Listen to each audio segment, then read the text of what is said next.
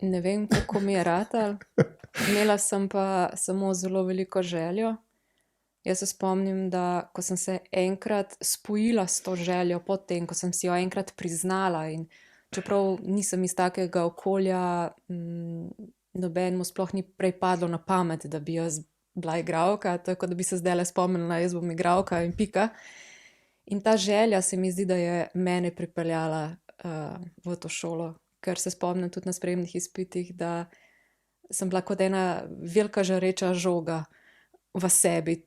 Tako zelo močno sem si to želela in mislim, da je bilo potem tisto, kar me je nekako pripeljalo čez, no. Kako izgledajo sprejemni izpiti? To moraš biti verjetno že kar dovršen igralec, ne? Pa v bistvu niti ne, ker oni iščejo neke specifike v človeku. Mogoče iščejo, kaj jaz vem, kako se ti znajdeš v skupini ljudi, kako se ti znajdeš, ko moraš nekaj izrecitirati iz samega sebe, kako avtentičen si, kako hitro lahko mogoče slediš nekim navodilom in jih prepričaš v tem.